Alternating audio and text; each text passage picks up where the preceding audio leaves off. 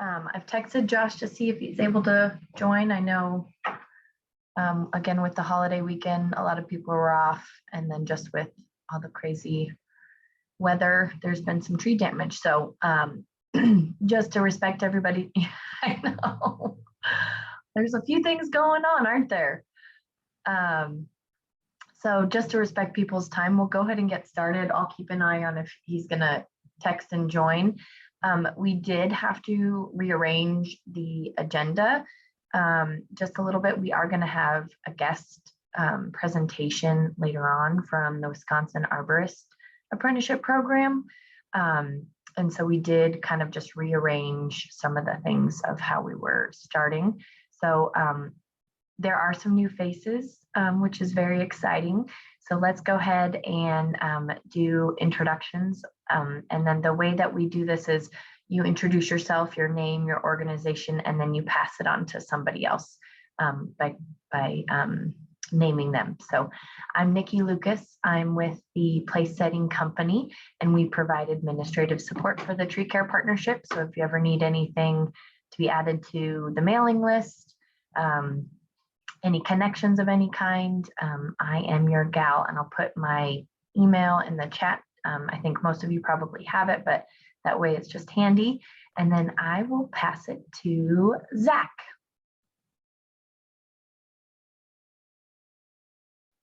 Morning, and thank you for inviting me to this. I've been looking forward to it. I'm gonna have to jump off a little bit early, but I just wanted to say, so I'm formally with the Colorado State Forest Service Nursery in Fort Collins, Colorado. I left there last week and starting a new nursery in Loveland. And it's going to be a conservation nursery and really concentrating on post-disturbance. So basically, you know, we just find that when we're developing our culture, we need to be very involved with the community. And I've been kind of in and out of talking with some of you folks, and I just think this is a great opportunity for us to really start this business right by offering our facility as a place for internships and just growth and learning. So I just want to say thank you. And I'm sorry that I got to jump off a little early. Do you mind picking somebody for the next introduction? Let's go with Joseph. I am Joe Stano. I am from Denver Public Schools. I am with the Alternative Cooperative Education Connection Department. That's ACE Connect. I do internship coordination. Love to connect with anybody that's looking for interns this summer still. I've always got a couple stragglers here and there that need placement. Most of the work we do is within city and county of Denver, but if we have students outside of those areas, we always try to find placement close to home. Thank you, guys. Oh, I'll pass it to Kat. Thanks. I'm Kat Plaza. I'm a statewide registered apprenticeship consultant. So if you're an organization looking to create or adopt the TCIA registered apprenticeship, I'm your gal to help you get that registered. And I will pass it to Shannon. Hi, good morning, everyone. I'm Shannon Jan, and I'm the Green Workforce Lead for the City and County of Denver's Climate Action, Sustainability, and Resiliency Office. And I focus on all things clean energy and natural resource pathway development and targeting our under-resourced community members into these pathways. I'll hand it over to my colleague, Brad.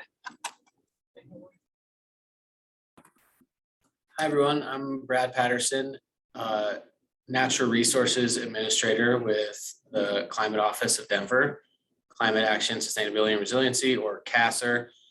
And I am working to equitably expand the urban canopy in Denver, working on community partnership programs for tree planting on private property. And there's definitely a workforce element to that, but that's what I'm working on. And I really appreciate you including me today. And I will pass it to Ron. Thanks, Brad. Ron Barros. I'm the Director of Academic Services here at Front Range Community College. So I'm filling in for our Assistant Director who typically would attend these meetings related to prior learning assessment. And she's found a new position at a different community college. So just filling in and learning more about where this group is and how we can help. And I'll pass that on to, let's go with Jay Money.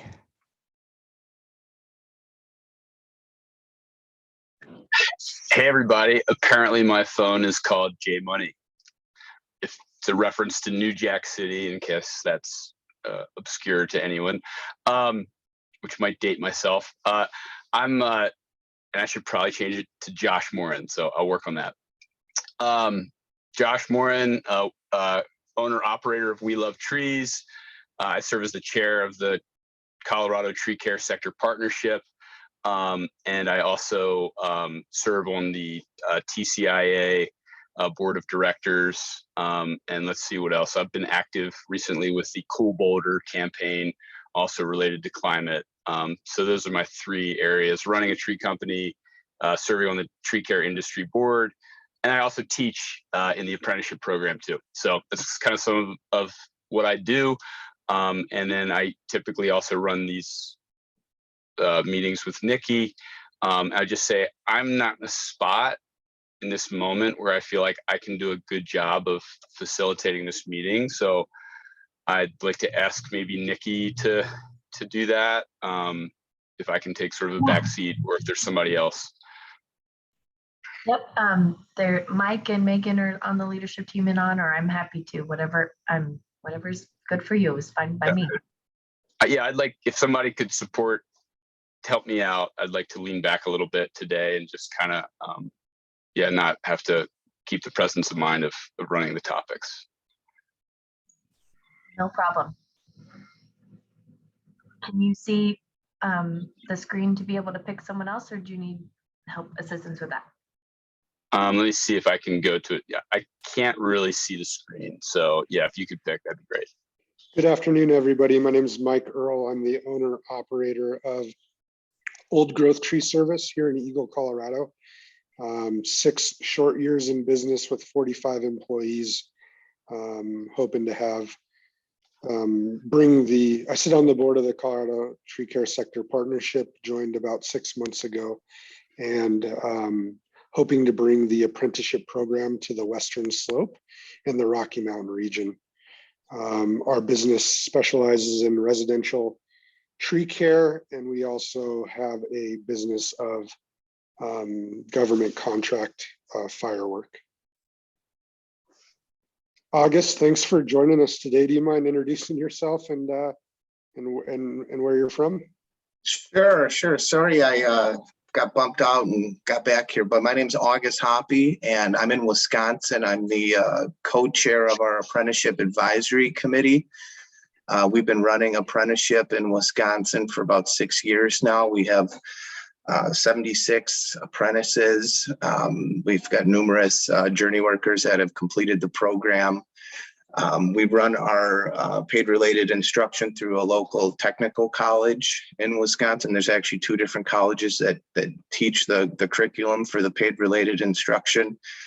Josh Morin asked me to join today. I'm happy to do so. And if, and I can kind of go through our experiences with the program, the ups and downs, and kind of where we are now with it. So I'm excited to learn from you guys, what's working and where your challenges are, and see what I can do to help or point people in different directions. So that's what I'm here to do. I'm not sure if there's anybody left to introduce or who I should pass to, but. Hi, I'll introduce myself. Being here. Hi, my name's Emily Berger, and I'm with Denver Economic Development and Opportunity. I'm an employer services liaison focused on production, agriculture, construction, and energy. And I was badly multitasking when most people were introducing themselves, so I also don't know if anyone else hasn't gone. I can go. This is Megan Townsend. I'm with Altitude Arborist here in Broomfield, Colorado. I'm on the leadership team for the sector partnership and am co-owner of our company. And my internet is unstable, apparently. So I don't know if you can hear me at all. But here I am, and I'll pass it on to, let's see, there was Emily D. I don't think has gone yet. I have not. My name is Emily Duane. I'm actually on assignment for an article about the Colorado Apprenticeship Program for TCI Magazine. Josh Morin invited me. And I'm basically just here to listen in and see what I can learn. And I will drop my email address in the chat because I would love to be able to connect with some of you just to get a little bit more information about the program that's started and kind of what some future plans look like. And I think Kelly might be next. Hey guys, also calling from my phone and on the go today. So appreciate your patience. My name is Kelly Mazer. I am the executive director of the ISA Rocky Mountain chapter, which makes up about 1,000, some certified, some not certified, arborists in the Rocky Mountain region, which is in our chapter, New Mexico, Montana, Wyoming, and Colorado. And we also serve as kind of the fiduciary managers for the partnership. And I also don't know who went next, so I'm very sorry, or who needs to go next. I think maybe Ted is the only one that's left. Hi, good morning. I'm Ted Berg, Operations Supervisor with the City and County of Denver.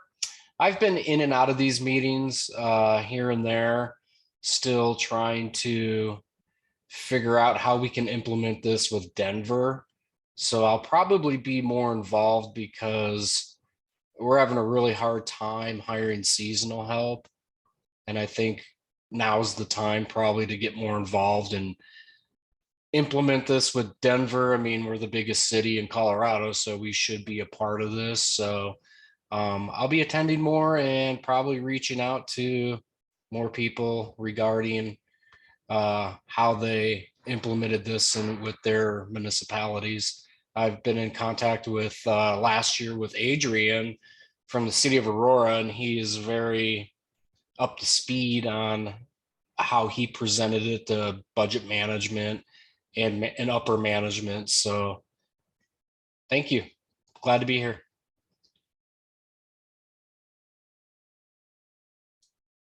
Did we miss anyone else? I think we covered everybody. So again, we had to rearrange some of the order of agenda items to accommodate Lynn Bossler is going to join late. And so we wanted to move any updates about the Arborist Apprenticeship Program later on. Let me share my screen real quick to show the agenda.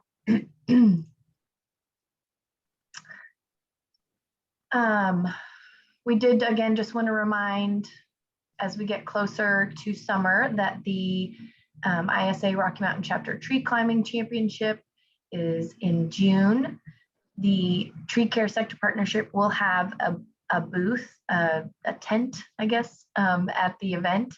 And Kelly, I don't know if you're at a point where you might be able to chime in and let us know of any other needs, volunteer needs, women climbers, how to get a booth or tent at the event if other people are interested.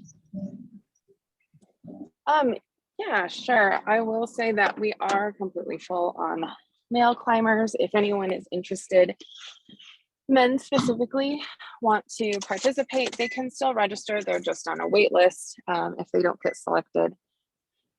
We will refund their registration fee. We do have 3 female spots left, so we would love to fill those spots if anybody has any female climbers who'd be interested in competing. Please send them my way. I will, once I get to a good spot, I'll put the link in the chat. We are still also, we still have spots open for exhibitors and vendors.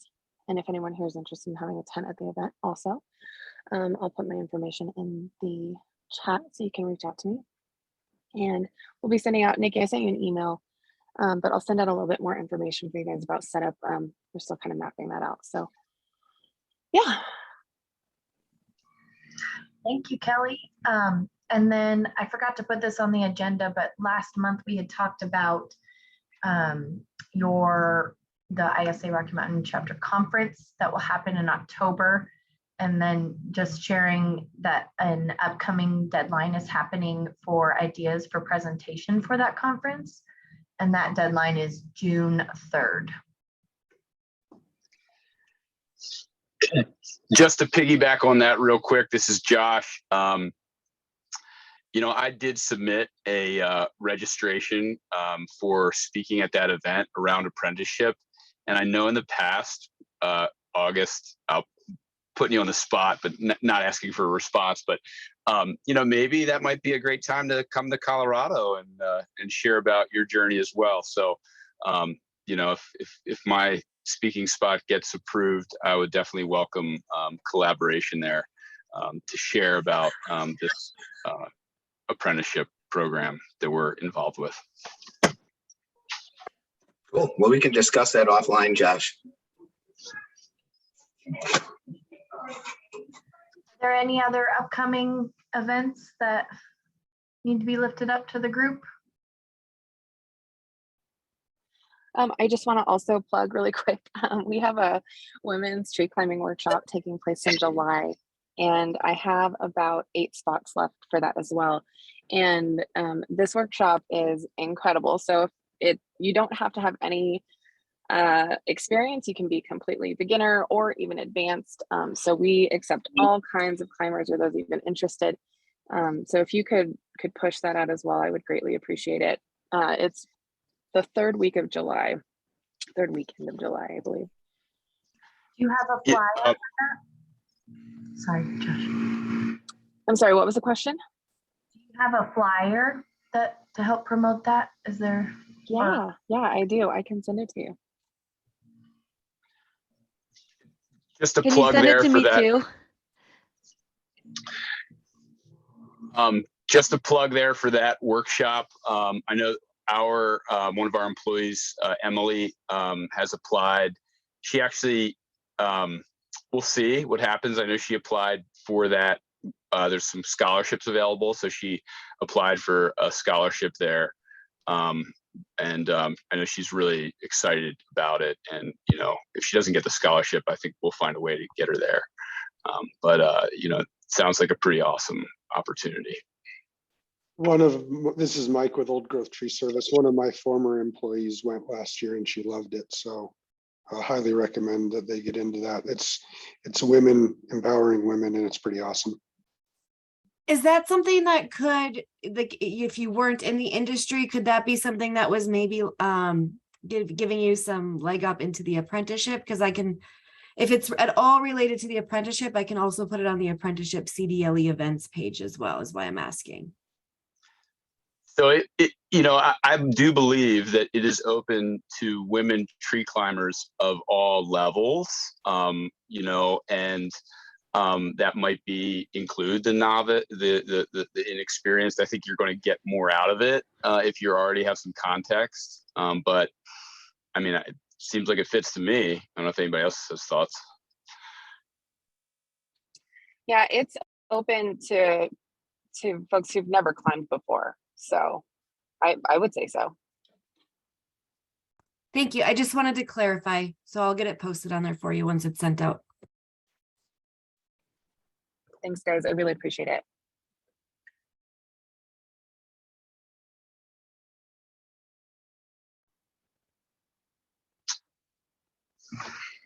Any other event updates from the group?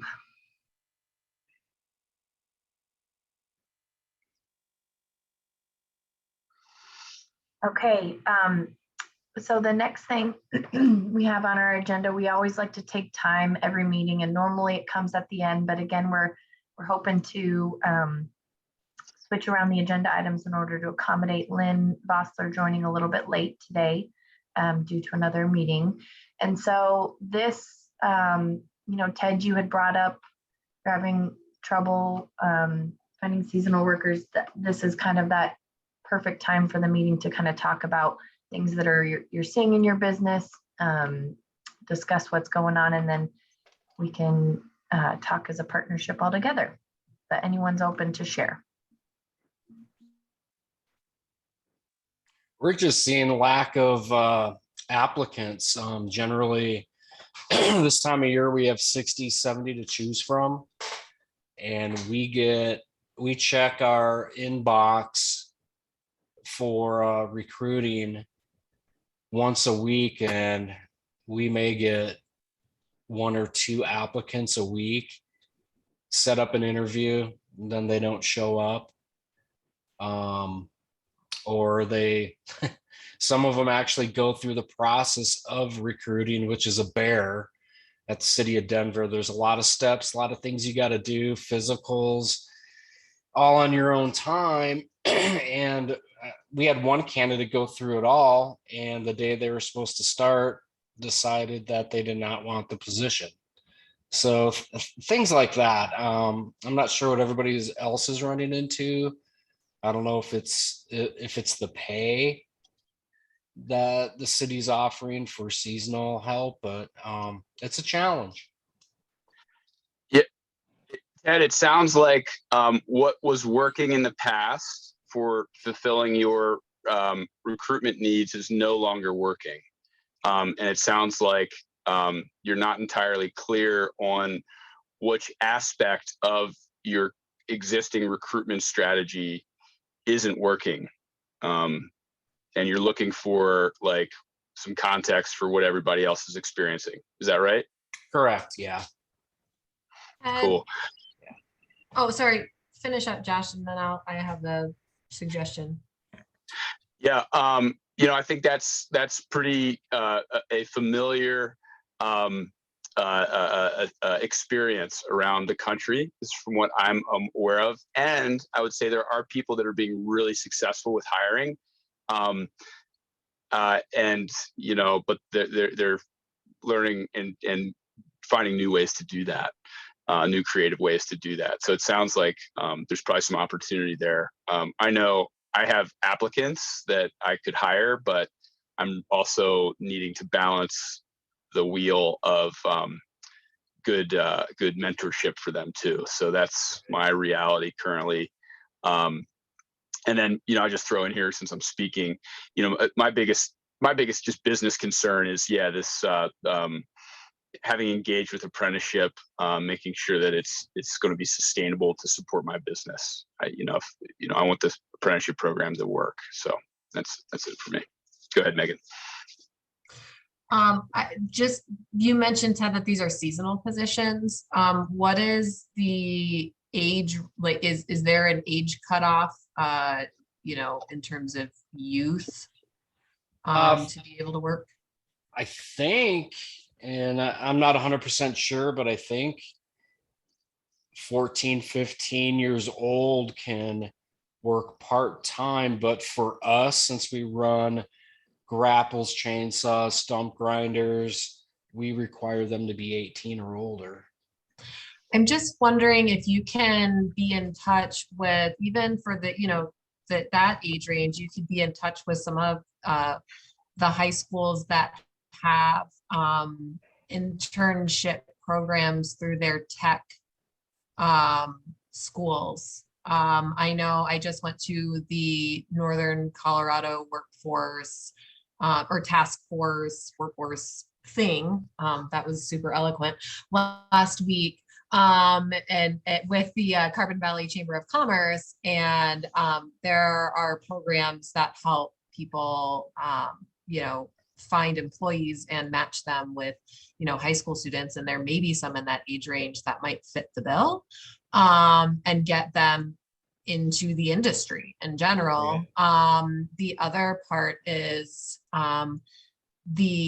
it may work for you guys. For us being so small, it's a tough mountain to climb, but some of the transition programs for people coming out of military service, that I learned a lot about that last week as well, and would be happy to connect you, offline with those people, or I can send, actually, I was going to send Nikki the information in general to share with everyone. Okay. yeah, those are some other outside the box options. It's probably not going to help immediately. Right. But, We've but even gone as far as a program called Second Chance. So they are people, I don't know what crimes they've had committed, but they're looking for a skilled type of trade to get into. And, we have opportunities, but, with the city's guidelines of hiring, we don't know if we can hire somebody that has a felony or, that is kind of beyond my scope of, hey, what's the city allowed? Who are they allowed to hire? If it's Yeah. just a misdemeanor or, some sort of minimal crime, can we, so I've So been Ted, kind of working with that. I'm cutting you off here a little bit, but the pre-apprenticeship program through Denver Park people, they've partnered with Second Chance. And that's the targeted population for that pre-apprenticeship program is people that were previously incarcerated or have felonies. And so, probably be a great opportunity for you to connect directly with them and get clear on, how you could or could not play with them. And it sounds like there's an opportunity for us to, capture what you have here. And then, we probably don't want to get, we want to get, thank you. We want to park it and capture it, and then we can move on to giving you some support around it. Right. And we've had several meetings with the park people here in Denver. I think they're trying to figure out the hiring on what limitations or, who we can hire with that type of background. So that's another challenge, but thanks for your input. Yeah. We have a youth newsletter that goes out every Friday, and youth is considered 14 to 24. And so we can get that in the newsletter because I know a lot of students are looking for summer employment. If you want to drop the link to that job description in the chat, I can make sure it goes out. Okay. I'll probably email you outside of this. And then something that worked really well for us recently was putting out, and I have to give Mike credit for this, because he put out recently some job posts and did really well getting employees. And I noticed the way that Mike worded his posts was really about the applicant, not about the employer. And that's kind of part of just good marketing strategy in general is kind of, and I'm sorry, I know my connection isn't very good, but kind of a 5-to-1 ratio of you versus we and us. And changing that wording around really helped us get more applicants. Just talking about, what you want to do, what's exciting to you. And then, oh, here's a little blurb about us. Might just help tweaking that because we got a ton more applicants that way. Okay. Thank you for the kind feedback, Megan. Yep. And then I put this in the chat, a link to the Google document that contains all of the folks that reach out to the partnership who are interested in being an apprentice. We give them a heads up that we share their contact information with members of our partnership so they could directly, you can reach out directly to them, especially knowing that we cover the whole state, that you might be able to say, Denver, look at the list and pick people out to contact to see if they are interested in employment. And you certainly don't have to promise them an apprenticeship, but I think that is part of the conversation is employment can start before the apprenticeship program would start. And then, so that link, you can certainly reach out to them through that way. And then I just wanted to say that Adrian with the City of Aurora was able to find someone from that list and successfully get them signed up for a position that will turn into an apprenticeship they will be part of the apprenticeship program. And instead of it being a task that you have to do on a weekly basis, you can set up a reminder so that when Nikki or anybody adds something to the list, that the list actually gets emailed to you.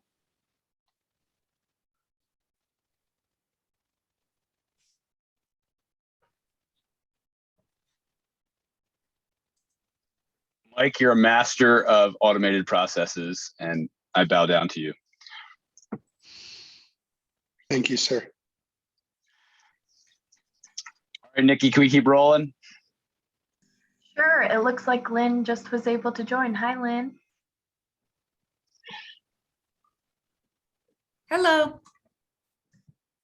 Do you want to quickly, we have some new folks on the call today. Do you mind introducing yourself real quick?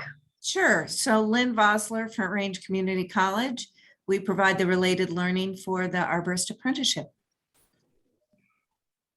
Perfect. So next on our agenda, we're going to turn to August and kind of have that portion. Sure, sure.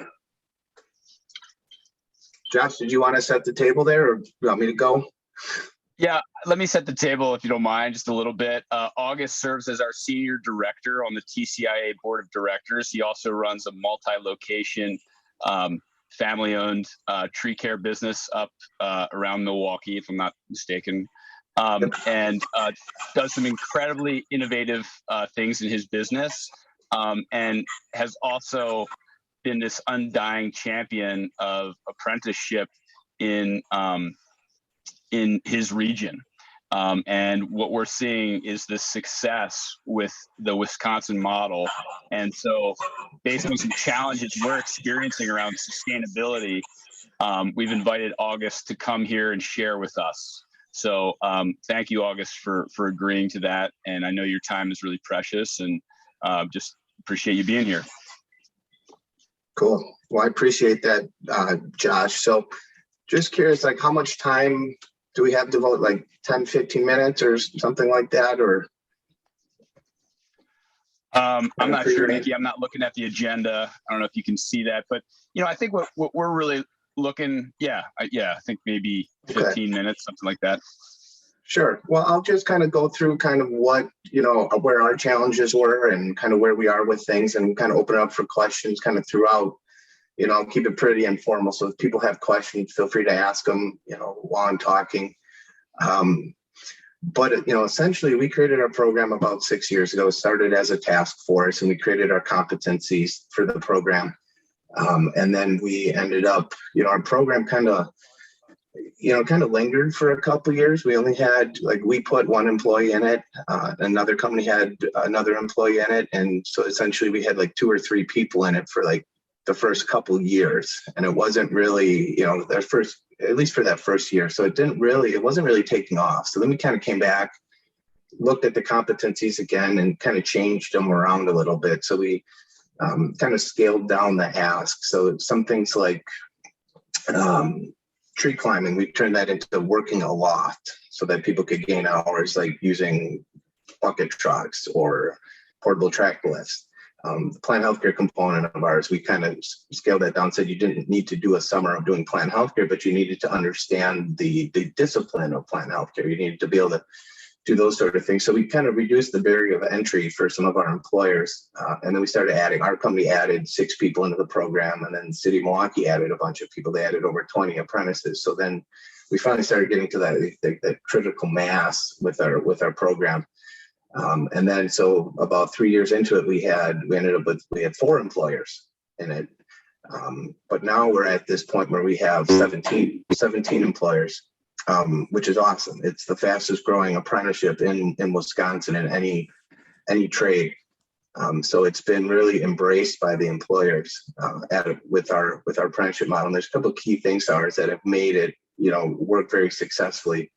The first thing is we have a very strong partner in our local community college, Milwaukee Area Technical College. They've been running a horticulture program there for a number of years. And then the instructor there is a really good communicator. So every time they're going to add another cohort of classes, he's reaching out to all the employers. And with that model, so what's happening is, we're creating that snowball effect with the employers getting on board with the program. So it only started with 2 or 3 employers. And like I said, there's 17 now. Just about every company in the Milwaukee area understands the program. And it's self-perpetuating now with it. Every company that's been in it has been having success with it. And then they're cycling in new employees. So like right now I have people in multiple cohorts. It's our scheduling team that runs our production scheduling. They handle all this, like understanding when the apprenticeship classes are happening, when employees are going to be here or not. So it does, provide some logistical challenges with that. But you guys understand the benefits of apprenticeship, the retainment of employees. On the recruitment end, it's key to us too, with job postings, talk about apprenticeship. We've had higher quality candidates. Our Department of Workforce Development has a listing of companies that do apprenticeship, and so people are going on that, and then contacting us because they want to work at our company because we are doing apprenticeship. And so our model, and correct me if I'm wrong, I think your model is more of like a hybrid model where you are doing some of the schooling at Front Range, and then some is like employer based. Josh? Well, it looks at several different ways. Initially, every company that participated had the hybrid, meaning the hybrid apprenticeship model. Which means that their apprenticeship is completed in like 5,400 hours, and it's 144 hours of classroom time. We have shifted most participating companies now use a competency-based model, which still requires that 144 hours of related learning, but it's more flexible. Like, it doesn't have to take 3 years, right? If they have previous experience. And we do have one local company. They actually graduated the first apprentice in Colorado, and they did all the relating learning on their own. So they're sort of like the lone company, doing it, and they just found creative ways to get that related learning to their employee. But by and large, we're talking about what we've done up to this point is delivered all the related learning through the community college. It's just that most of the companies are now competency based. Okay, that makes sense. Thanks for clarifying that for me. The paid related instruction has always, been, kind of like the hardest piece of the puzzle to solve with apprenticeship. Our employees, with us, it's very easy. You kind of can set it and forget it, and as far as having it all happen at the community college. So it's really wonderful that way. And then the employees, that's the part they love the most, is being able to go to the classroom setting and learn at us, instead of that fast on the job pace, where they're, learning from their crew leader or watching other people, and they have to worry about production time. They can go low and slow and try different things. And the cohorts are mixed. So there's different people from different companies. So they're seeing, some of that culture you're learning from, working at my company, Hoppy Tree Service, versus, Buckley Tree Care, and they're able to communicate and learn from each other too. So it's been working really well in that regard. So, like I said, it's really snowballed. We do a lot of promotion at our Wisconsin Arborist Association events.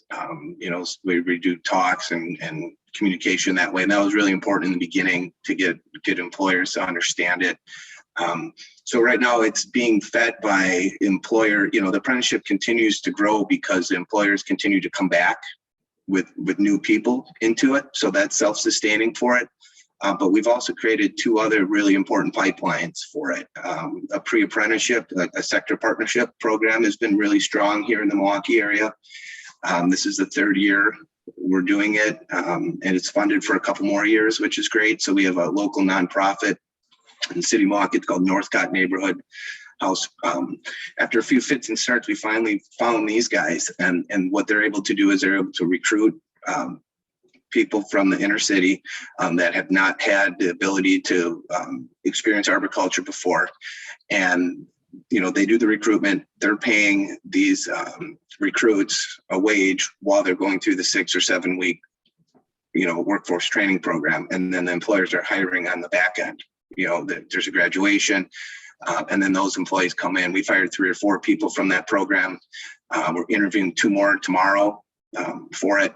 So that creates a great pipeline because they're very logical people to then move right into apprenticeship, right? And so you can factor in if you want to give them credit for, prior hours and things like that for what they did in the pre-apprenticeship. But, to be able to dangle that out there and create that whole pathway has been super important. So that's been a nice pipeline for us. Another more recent one, we developed, we took our apprenticeship program with the state. Actually, the state contacted us, which was great, and said, do you want to do a youth apprenticeship? So then some of the same folks that were involved with creating the Arborist apprenticeship started looking at that same curriculum and scaled it down to a 1- and 2-year model for junior and senior high schoolers. And so now we have an official Bureau of Department of Workforce Development youth apprenticeship in Wisconsin. That's been, that was officially signed about maybe seven or 8 months ago. And with anything like that, it's slow. The employers don't really know about it yet. It wasn't really taking off. But about a month ago, I had a meeting with the high school. They're not high school guidance counselors, but they're high school cluster coordinators that are in charge of the youth apprentice program. So they'll have, one coordinator will be in charge of like maybe 3 or 4 different school districts. And I got all them on a Zoom meeting and started talking to them about what an arborist apprenticeship is going to be like, right? And so then they understood that. Now all of a sudden they're coming out of the woodwork to, talking to kids about arborist apprenticeship program. So we've hired 2 people in our company as youth apprentices now, which are going to start in, once school ends, I think like June 8th or something like that. And then there's another company or 2 that have already signed people as well. So I got a call from the high school cluster coordinator saying how excited he was that he was able to sign this person. And I said, you know what? That's the first one in the state of Wisconsin. And believe it or not, you probably just signed the first arborist youth apprentice in the whole entire nation. And he was just like, oh my God, this is so great. So now we've got another champion, right?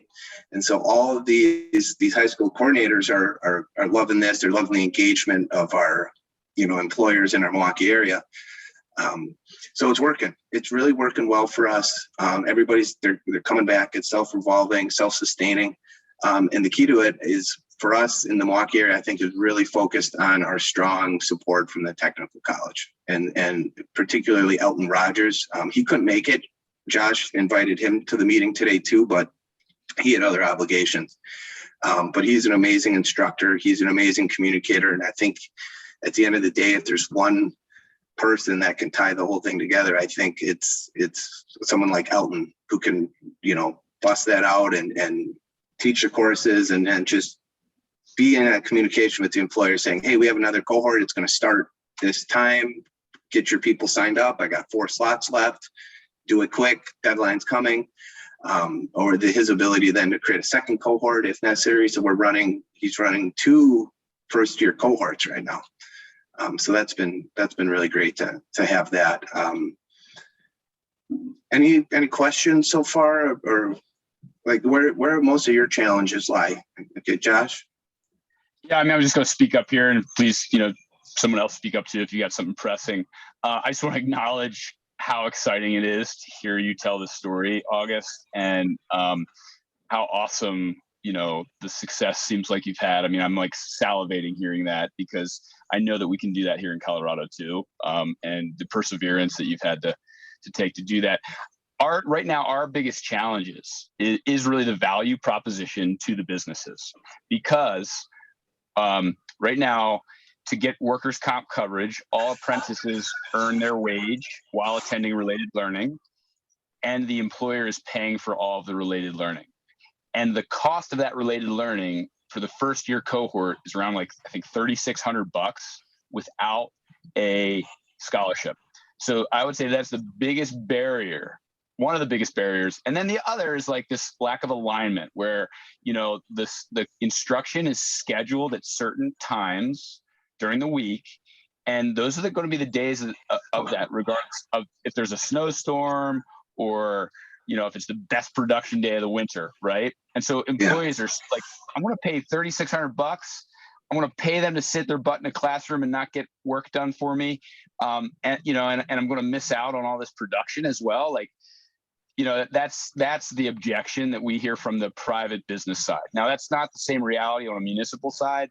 And so that's what we're trying to figure out this model. Like, do we need to divorce from the community college and find a cheaper way of delivering the related learning? Like, what's it going to be? That's kind of where we are. How can we get this flywheel sustainable? Sure. And August, yes, Lynn.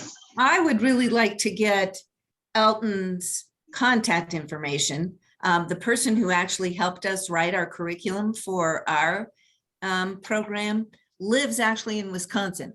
And so she could do some understanding a little bit better. Is the school program 2 years, 1 year, 3 years? How long does it last? It's 3 years. It's 2 weeks per semester. So it's a month, a year is what it is. I was just looking at the full curriculum yesterday at another meeting, but at the end of it, they have a capstone project that they do, and then they have a transition to trainer at the end of it. So, do August, is it credit or non-credit? It is credit. Everything, if you mean like credit, like towards a certificate or associate degree. Mm-hmm. Yeah, it is.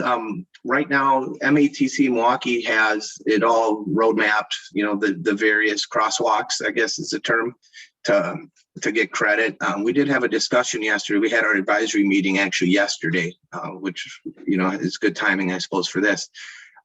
There was discussion about aligning it kind of consistently throughout the state, for the other technical colleges too, and whether, the employers wanted to move past just apprenticeship and add more time on to get an associate degree out of the class. And for the most part, the employers were very hesitant with that. We felt that like our commitment in paying for this and the loss of production, to get someone to a journey worker was already a lot. And once we had them to a journey worker, now they're skilled arborists, they're crew leaders, they're leaders in our company.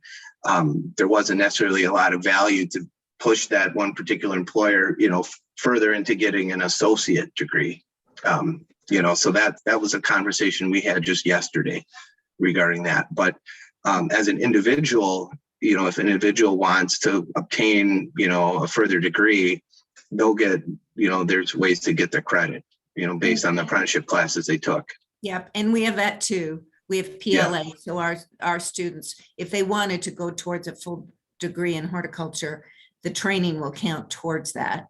Tell me again, though, 2 weeks per semester. Correct. For a solid 8 to 5, or what does that mean? We've done a lot of different things. So we've done night classes with some of the things.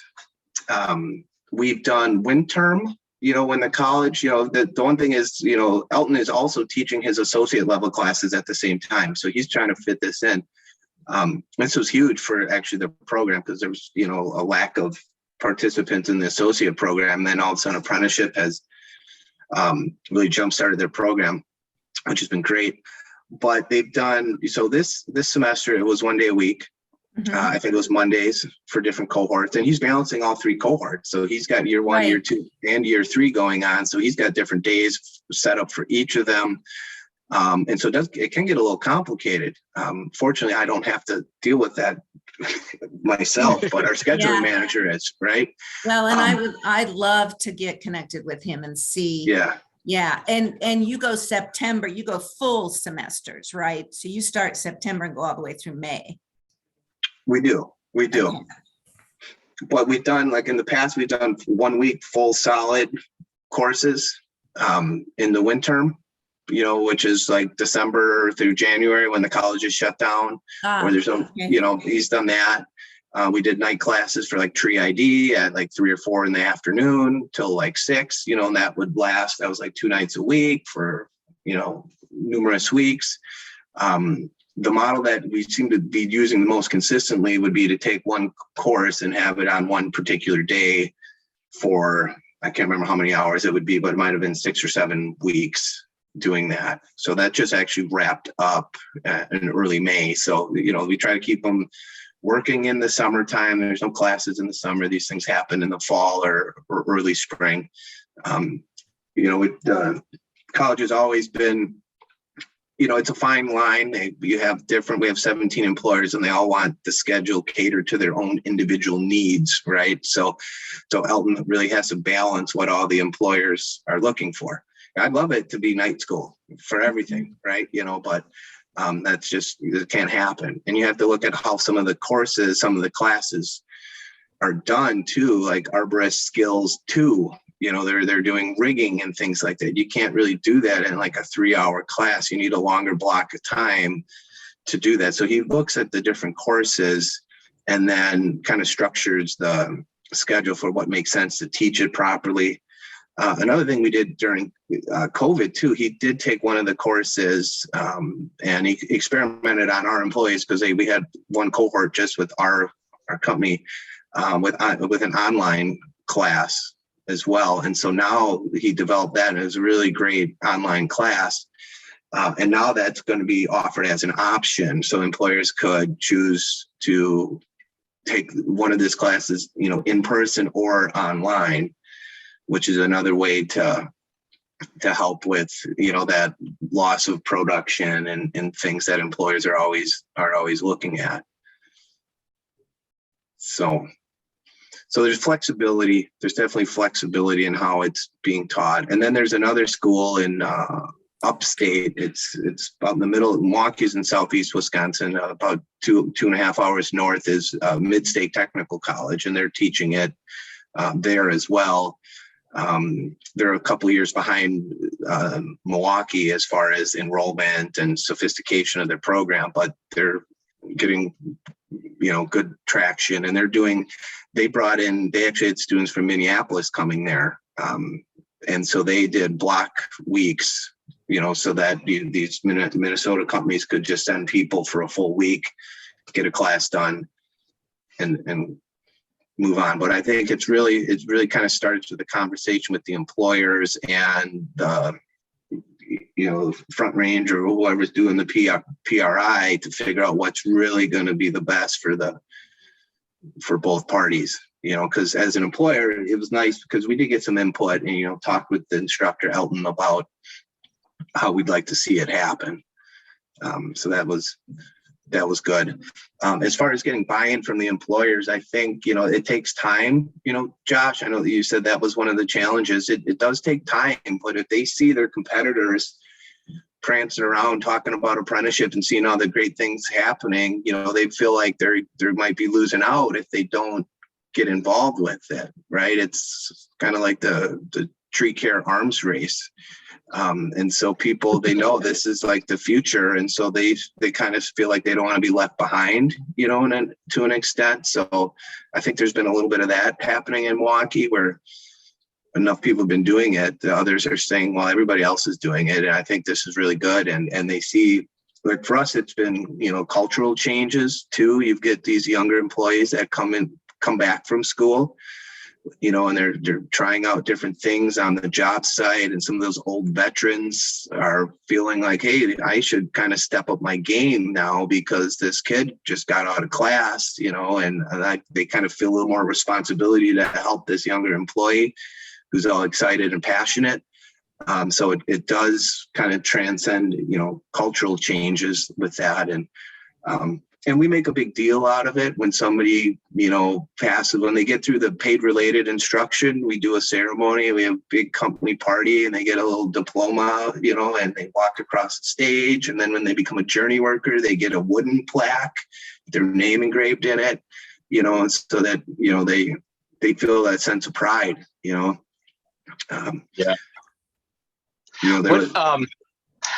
What does it cost for one of your a first year apprentice? Do you know in terms of tuition? Well, it's about $350 a semester. Is okay, what it so is. Like $700 for the first year. Yeah. Yeah, and another thing too, in Wisconsin, there is grant money that you can obtain too. So we filled out, essentially they'll tell you if you've had an employee become an apprentice between this date and this date, you can apply for this grant, and it's a tuition reimbursement.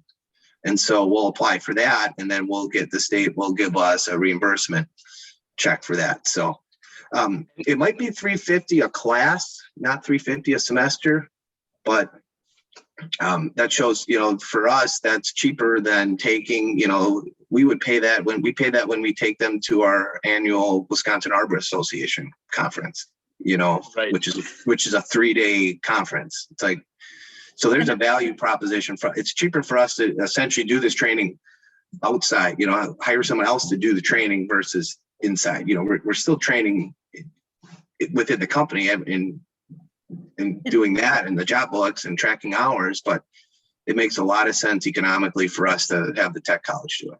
And we can check that too, August. I think because we have 6 classes each year.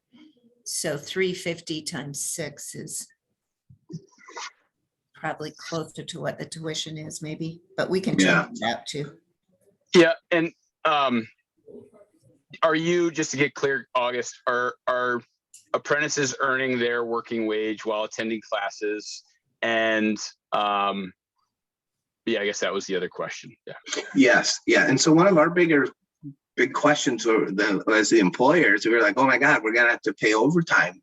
Now they're going to be paid overtime while they're in class. But I get in Wisconsin, you don't have to do that.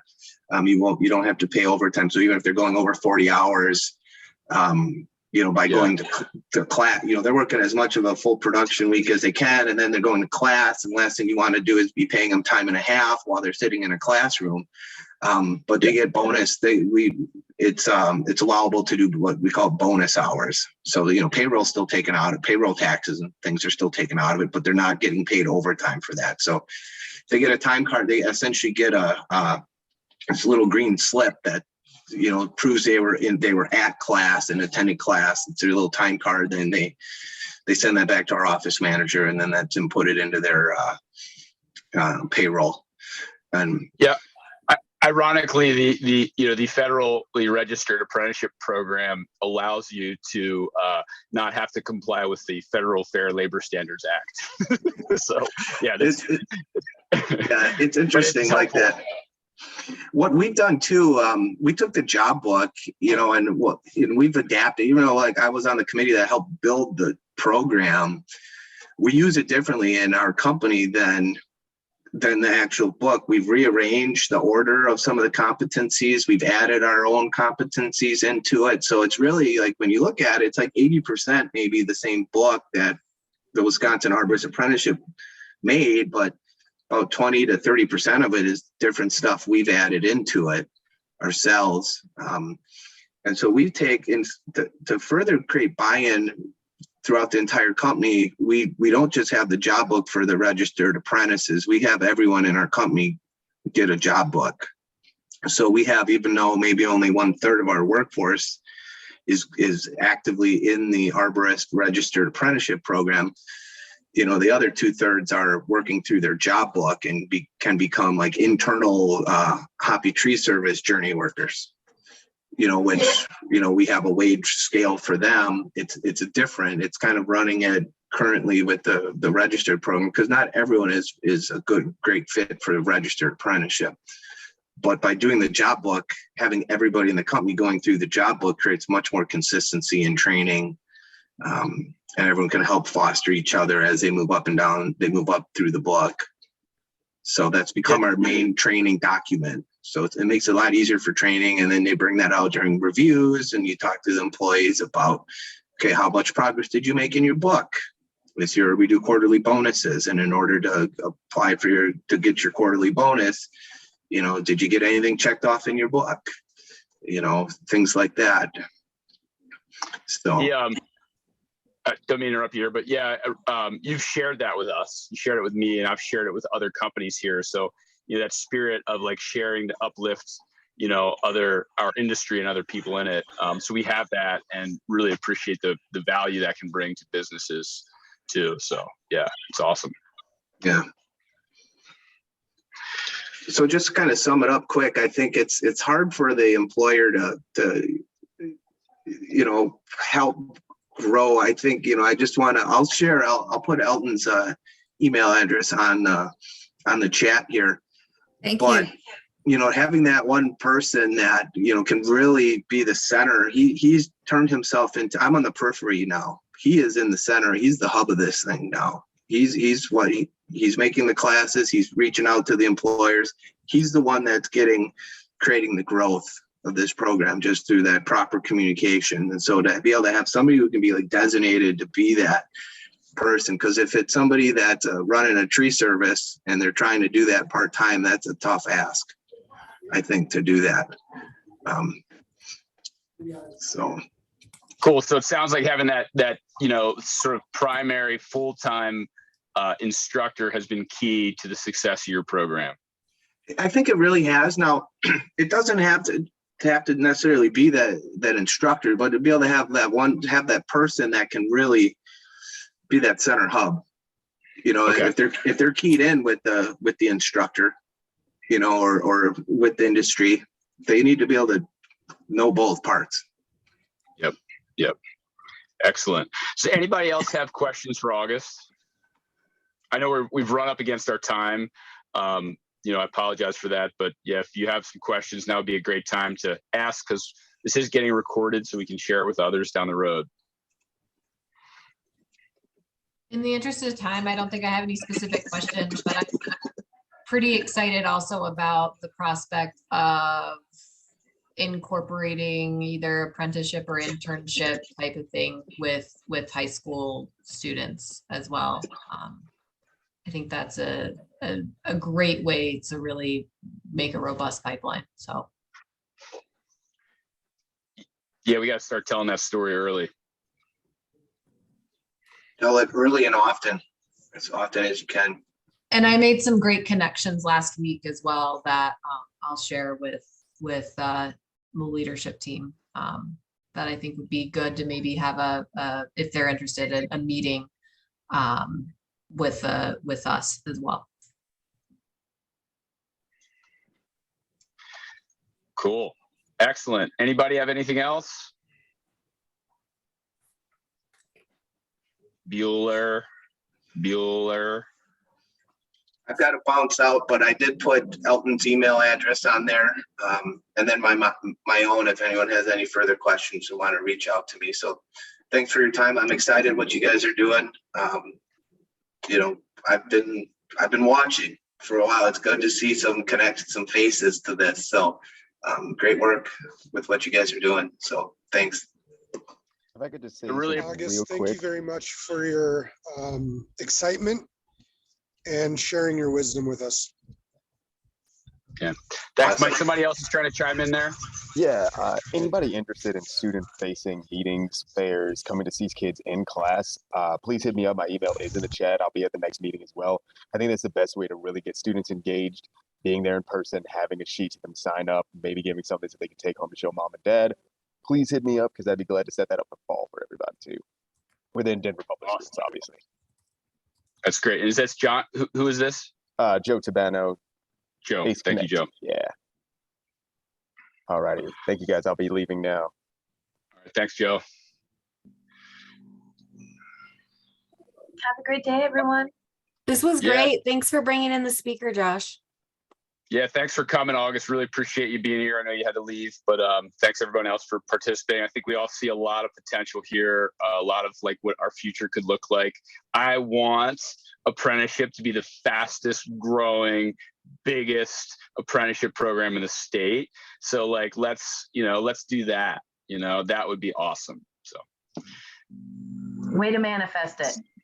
Yeah, let's do it. See you guys. Have a